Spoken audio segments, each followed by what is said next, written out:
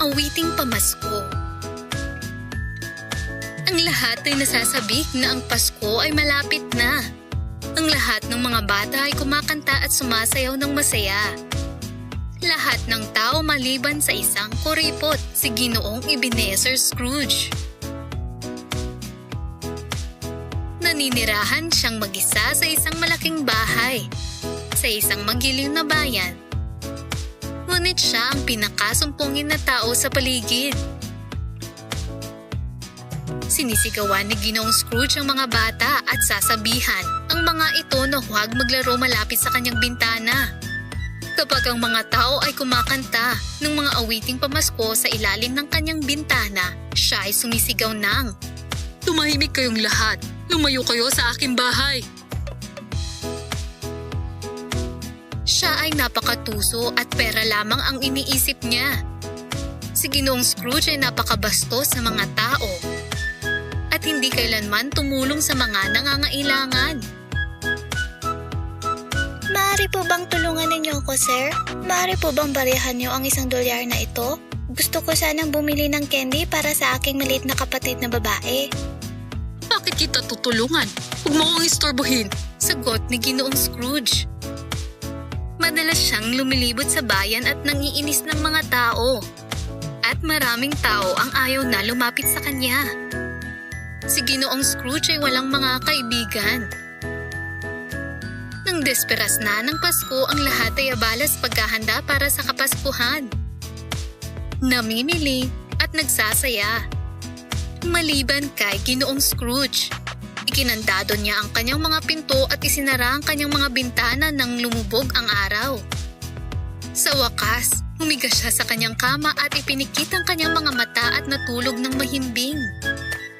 Ilang sandali lamang nang si Ginoong Scrooge ay nakatulog. Nung biglang, ang espiritu ng nakalipas na Pasko ay lumitaw sa harapan ni Ginoong Scrooge. "Sino ka? Anong kailangan mo?" tanong ni Ginoong Scrooge. Sinabi ng espiritu na, "Ako ang espiritu ng iyong nakaraan at nais kong ipakita sa iyo ang isang bagay. Sumama ka sa akin." Dinala siya ng espiritu sa nakaraan at itinuro ang batang si Scrooge na nag-iisang nagbabasa ng isang libro. Ang kanyang mga magulang ay iniwan siya para mag-isang ipagdiwang ang Pasko. Naalaala ni Ginoong Scrooge kung gaano siya nalungkot at kung paano bawat taon siya ay laging nag-iisa sa Pasko mula ng taong iyon. Hindi na niya gustong makita pa ang kanyang nakaraan. At siya'y sumigaw ng, "Ayaw kong makita pa ang mga yan. Huwag mong ipaalala." Nawala ang lahat at natagpuan ni Ginoong Scrooge na siya ay nasa kanyang higaan na takot na takot. Natulog siya muli. Nang biglang, ang espiritu ng kasalukuyan na Pasko ay nagpakita sa kanyang bintana. "Sino ka naman ngayon? Saan mo ako dadalhin?" tanong ni Ginoong Scrooge. "Ako ang espiritu ng iyong kasalukuyan at gusto kong ipakita sa iyo kung ano nga ba talaga ang Pasko," sabi ng espiritu. Hinawakan niya si Ginoong Scrooge sa kanyang kamay at lumipad palabas ng bintana. Ang espiritu ay nagpakita upang ipakita sa kanya ang kaligayahan ng Pasko. Dinala ng espiritu si Ginoong Scrooge sa bahay ng isang mahirap na pamilya.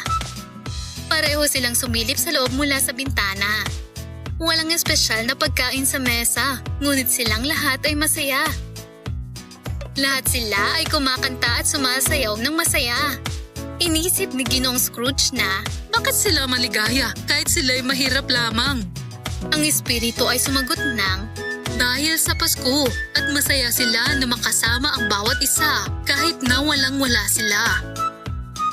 Ipinikit ni Ginoong Scrooge ang kanyang mga mata at ninais na sana'y may isang tao na makasama siya ngayong Pasko. Nung buksan niya ang kanyang mga mata, natagpuan niya ang kanyang sarili sa kanyang higaan. Si Ginoong Scrooge ay hindi na makatulog sa oras na iyon.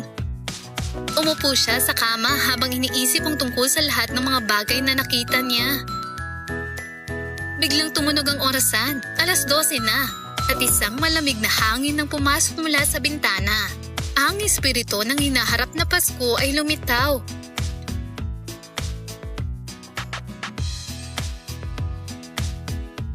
Si Ginoong Scrooge at ang espiritu ay nakarating sa isang libing. Ang ilang mga tao ay nakatayo sa harapan ng kanyang libingan at lahat sila ay pinupuna siya. Alam kong mangyayari ito, sabi ng isa sa kanila. Ano naman ang gamit ng pagkakaroon ng maraming pera ngayon? Sabi ng isang babae. Ang ikatlong lalaki ay sinabing, walang sinuman ang pupunta dito para magbigay ng respeto sa kuripot na si Scrooge. Itinanong ni Ginoong Scrooge ang espiritu kung bakit siya dinala doon. Kaninong libing ito? Biglang napagtanto niya na ito ay ang kanyang sariling libing at nakita niya na walang sinuman ang dumating sa kanyang libing. Ipinaunawa ng espiritu sa kanya na wala siyang pagmamalasakit sa sinuman maliban sa kanyang sarili.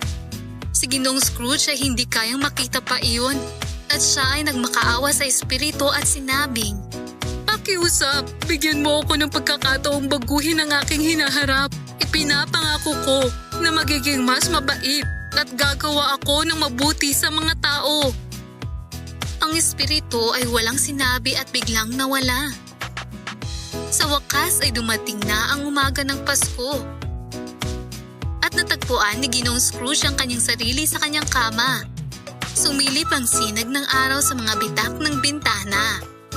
Nagising siyang may ngiti sa kanyang labi sa unang pagkakataon pagkalipas ng mga taon. Ipinangako niya sa kanyang sarili na mula ngayon, tutulungan niya ang mga tao at aalagaan sila. Inanyayahan niya ang lahat para sa isang salo-salo ng Pasko sa kanyang bahay at mayroon ding mga regalo para sa lahat. Bawat isa sa kanila ay nagulat, ngunit masaya na makita si Ginoong Ebenezer Scrooge ay nagbago na. Nang gabing iyon, ang lahat ay nagpunta sa pinakamasayang salo-salo ng Pasko. At mula noon si Ginoong Scrooge ay naging minamahal ng mga tao sa bayan.